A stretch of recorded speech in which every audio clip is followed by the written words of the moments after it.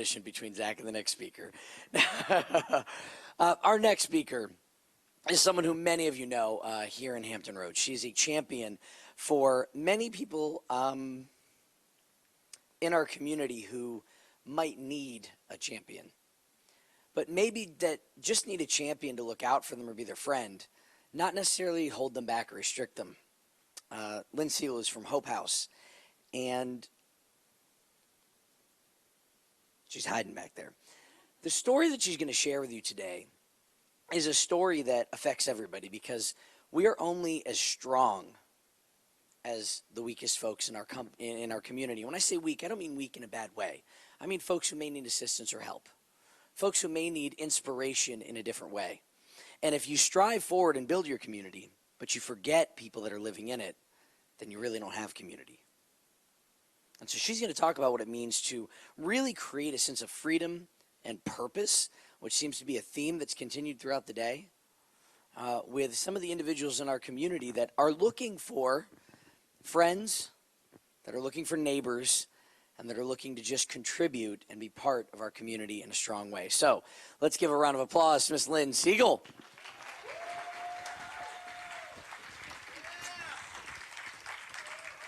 Good afternoon. I'd like to start my presentation with a story. This story happened a long time ago. It was a man who was a very, very sad man, and he traveled all over Europe. And everywhere he stopped, he sought someone that might be able to help him. He finally ended up in Vienna, and he heard about this young new doctor that had set up shop. And this doctor's name was Freud. So he arranged to meet with this Dr. Freud and did. And after about probably an hour, Dr. Freud said to him, "You are right. You are the most sad, miserable, unhappy man I have ever met. And here is what you must do. Are you familiar with the Cirque de Vie?" And the man says, "Yes, the traveling carnival that goes from village to village." Dr. Freud said, "Right. You need to go there tomorrow, and you need to buy a front row ticket, because there you will see Gork the clown, and he will make you laugh. And this incredible cycle of sadness will finally be broken." Well, the man sat there for a moment and then looked up at him and said, "But Dr. Freud, I am Gork." Now, you may wonder what that has to do with supporting people with intellectual disabilities to live in inclusive communities. It's a very, very apt story for the journey that Hope House Foundation took. Before 1984, Hope House ran group homes. We captured a bunch of people with intellectual disabilities, shared labels, put them in group homes of 6 or 8 or 10 or even 15. They were in nice neighborhoods, middle, upper class, fine trimmed lawns, couches that matched the fabric of the curtains. Oh, it was perfect. No licensure violations, no employee grievances. Families loved us. The state held us up as a model. No need to change, right?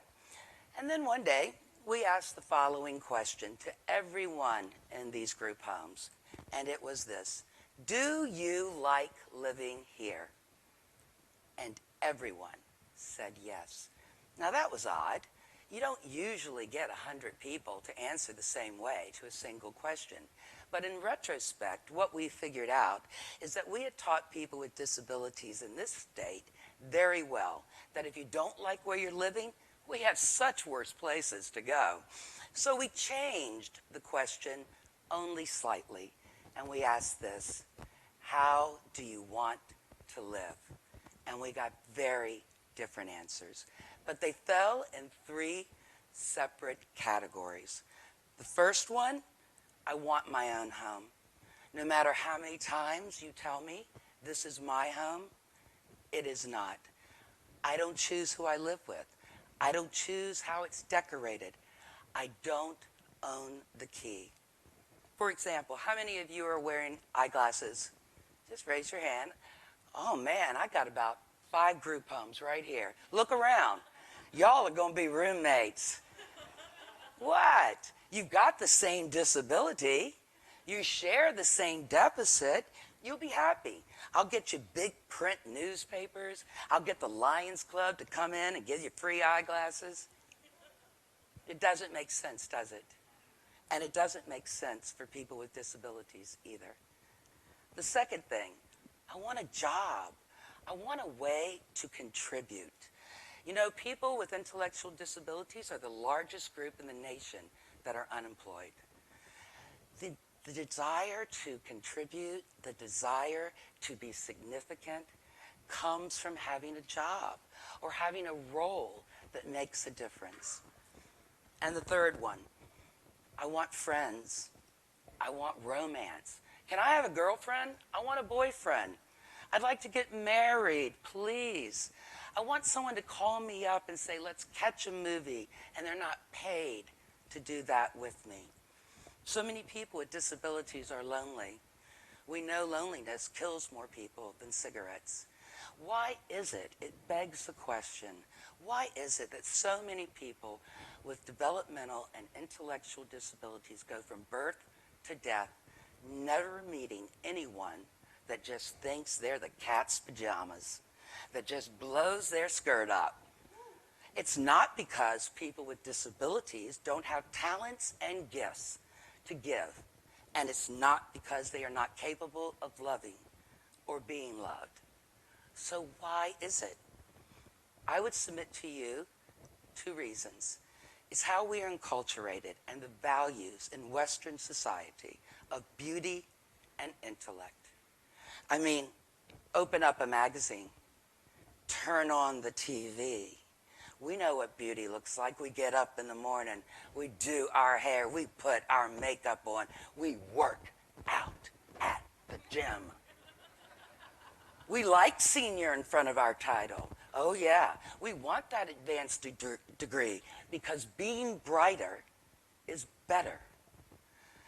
Those 3 themes resonated with us, and we had to do something about it. Because once you know something is wrong, pretending that it's right takes so much more effort. Well, we didn't start with the romance part. We had a lot of people in group homes, you know. And we didn't start with the job because we weren't a vocational provider. So we started with people owning their own homes. And we started closing down group homes. We closed every one of them down. We learned a lot, a whole lot. And I want to share one of the stories. It was a while ago. It was in Hampton, Virginia. We hired a woman named Renata. She was in her mid-50s, an immigrant from Germany. And both sets of her grandparents had been killed in Nazi Germany. So she had a unique sense of what community was. Well, there were these 3 guys in this group home, and they were kind of young and bachelor-like, right? And she asked them, what kind of place do you want to live in? And they go, oh, we want to live in an apartment where there's lots of pretty women. And we want to be near a bus stop where pretty women take the bus. And we'd like to go to a grocery store where those same pretty women shop. You get the theme, right? And then they said, and we want to live somewhere where they plan activities for us over the weekend. And I thought, oh my God, they've been in a group home way too long, right? Well, Renata found them a place. It was in a singles complex, 700 units. And they moved in the first day. And if Renata had been following policy, she would have done a risk assessment on each one of them. She would have made them run fire drills. She would have tested them. Did they know how to adjust the heat? Did they know how to use the ice maker? She did none of that. She went to the local grocery store and bought 3 cases of imported beer. Because right next door to them were 3 Navy flyers. And she took those guys and she knocked on these flyers' door and said, meet your new neighbors and here's some beer. Now, I don't know how many of you hang out with Navy flyers, but they were impressed. I mean, it was imported. When Renata came back to the office, I said, why didn't you follow policy, Renata? And she said, Lynn, you think what keeps people safe is all these assessments, all this paper? It does not. what keeps people safe is people giving a damn about them.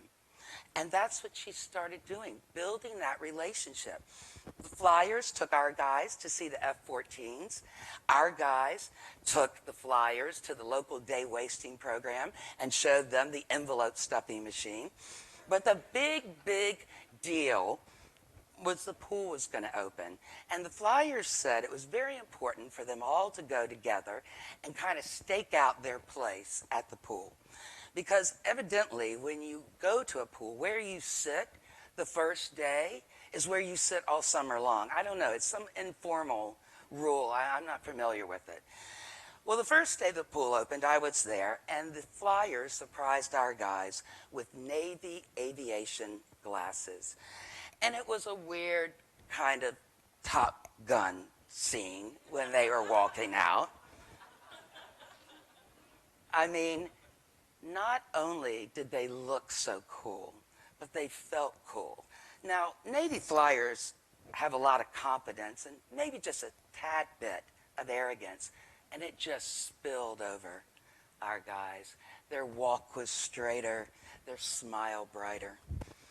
So they were hanging out at the pool with these guys for a number of weeks, and George Bush Sr. was president, and we had a war. It was called Desert Storm.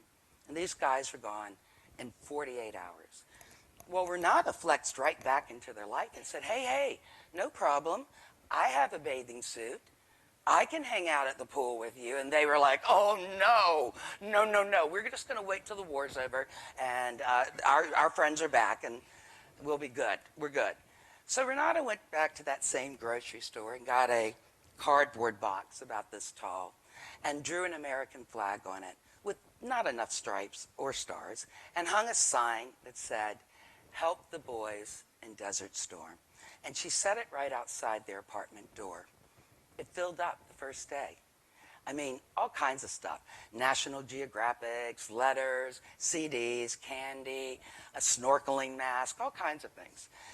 And they did that every single day for a week, and it filled up every single day. So then Renata said, you know what? I think you should take this box to the left of the high dive, because nobody's sitting there, right? And see if you can collect from there, because all of the people from the entire complex goes to the pool. So these guys said, okay. And they devised a schedule where they manned that box from morning till night. And it filled up 6, 7, 8 times a day. And they kept shipping it off and shipping it off. Now, the thing is all of these people that lived in this singles apartment complex thought they were helping the boys in Desert Storm, the masses. What they didn't realize is our guys only knew 3 people in Desert Storm, those 3 Navy Flyers. So everything was being shipped to them. Now, Doug, one of the Flyers, picks the story up from here, and he says that they're on this, aircraft carrier in the Gulf, but that they're secret. Now, I don't know how you keep an aircraft carrier secret, but maybe the Admiral can explain that to me. I'm not sure. But he said that it's a clear day, and this helicopter starts coming over, and it was unusual. And it starts lowering this huge wooden crate. And when it hits the deck, it's addressed to these 3 guys. Now, Doug says it looked like it could carry a missile, but he knew for a fact that missiles were not shipped in wooden boxes. So they open the crate up, and there is everything that has been collected over a summer. And all the sailors are standing around going, man, who sent this to you?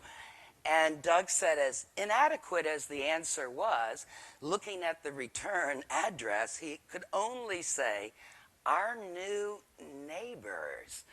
Well, he's telling this story at the clubhouse where they do organize things on the weekend. And people are laughing and clapping.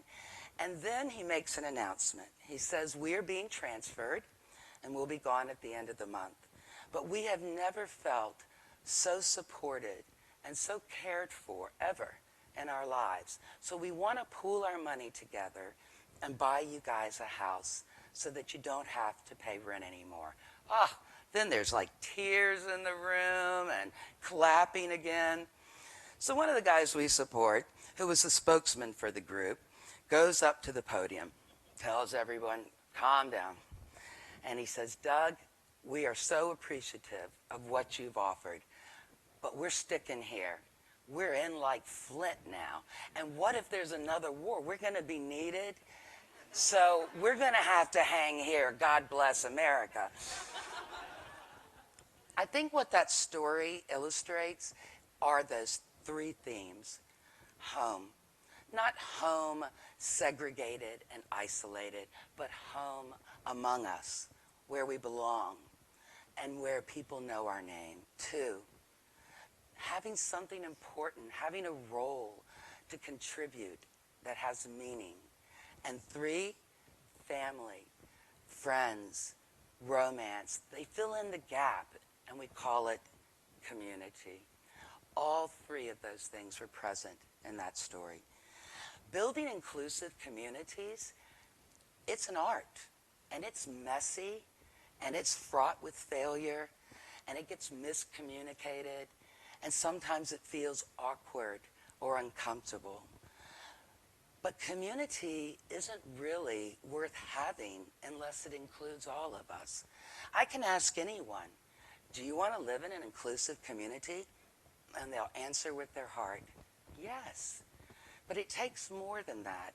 It doesn't take just the heart. It takes the head and getting these biases and old stereotypes out about who people with disabilities are. Because when you really think about it, underneath those is the belief that they are not our equal, and they are. And it takes our hands to do something about it, to reach out, to hire someone, to make friends with someone, to just smile with someone, and to not accept the old model that we must group people together because they have some label that is about an IQ that means nothing. So brings back to Gork. So why was Gork such an apt story for us? Because so often what we think is the problems lie here and the solutions lie here, that they live in separate places. They do not. The problems and the solutions lie in the same place within us. Thank you very much.